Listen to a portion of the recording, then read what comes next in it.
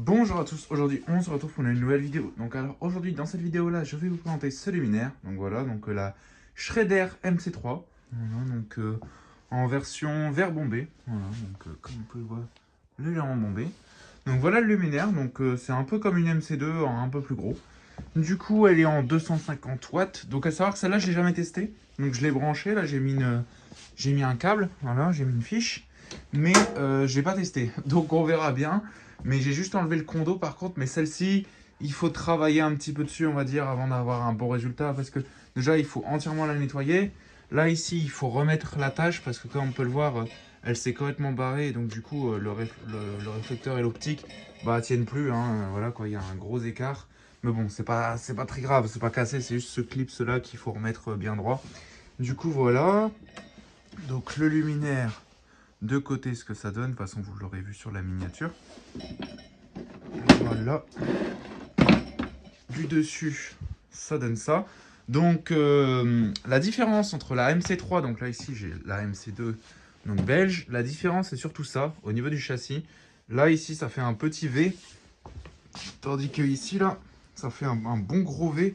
Je sais pas si vous verrez la différence, mais voilà, quoi. C'est pas du tout le même angle. Hein. Ici, là, ça fait vraiment un espèce de V, vraiment un gros V. Là, c'est beaucoup plus fin. Bref, c'est pas le sujet de la vidéo. Du coup, on ouvre. Du coup, le capot, il y a un crochet qui vient de se barrer. Voilà, hein, la qualité de ce luminaire. C'est un beau luminaire, j'aime beaucoup, mais c'est de la merde. C'est de la grosse daube. Ces genres de trucs-là, ces charnières-là, ça va casser dans quelques années. Les crochets qui tombent, bon, voilà quoi.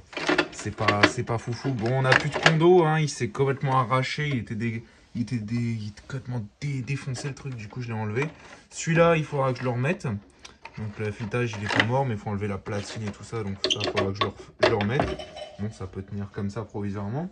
Donc dedans du coup, je ne vais pas montrer, mais on a un amorceur Atlas.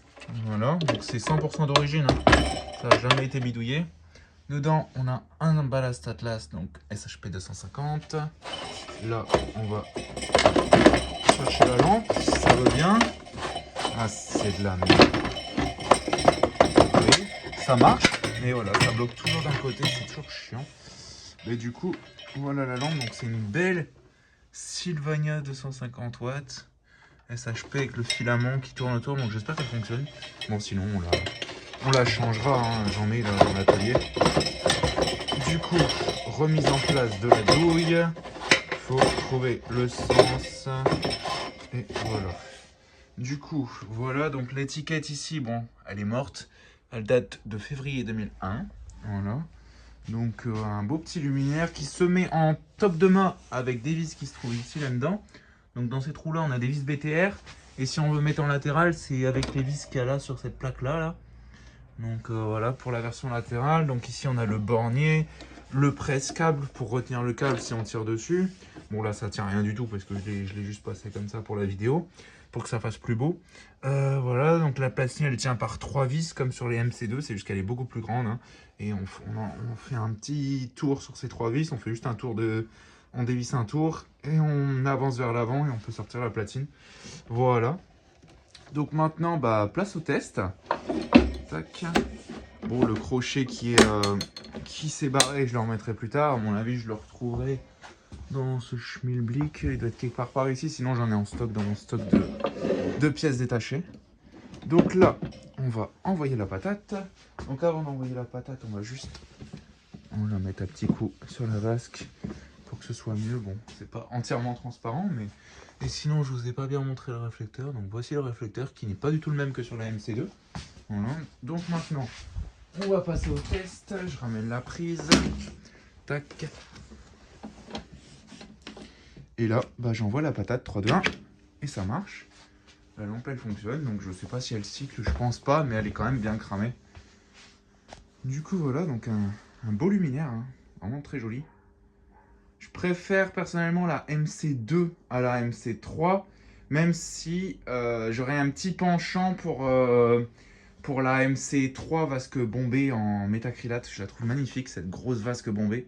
Donc là, en vert, je suis moins fan. Franchement, je suis beaucoup moins fan.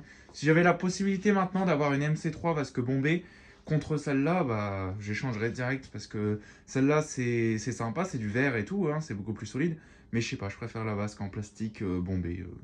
C'est une question d'esthétique. Après, chacun ses goûts. Mais donc, du coup, voilà, donc un beau luminaire. Donc, j'ai l'impression que la lampe, elle est pas droite par contre dans le réflecteur. Je sais pas si c'est un effet d'optique ou je sais pas du tout. Mais je dirais qu'elle est pas droite. Bon, ça, c'est pas très grave. Et sinon, c'est vraiment un chouette luminaire, hein. Ça a vraiment. Ça, c'est très très bien vendu. Ça avait vraiment du potentiel à l'époque. Ça en a toujours. Parce que franchement, Schrader là-dessus, ils ont fait du bon boulot. Même si c'est un luminaire, on va dire top budget, un peu comme une VM ou une pilote, ça reste un bon luminaire. Donc, faut pas le négliger. Mais bon, leur seul défaut, on va dire, c'est le système de charnière. Parce que le système de charnière de capot, je trouve que c'est vraiment très merdique. Parce que ça, avec le temps, à mon avis, ça doit se casser en deux, hein. Si vous voulez, je peux vous le remontrer. Vous voyez, déjà, ça fait un trait blanc. Donc, avec le temps, ça, à mon avis, ça doit se casser.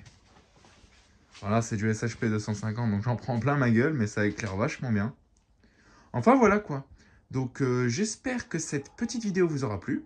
Donc, n'hésitez pas à liker, commenter, à vous abonner, ça fera vraiment extrêmement plaisir. Et sur ce, je vous dis au revoir et à très vite pour une prochaine vidéo. Allez, salut!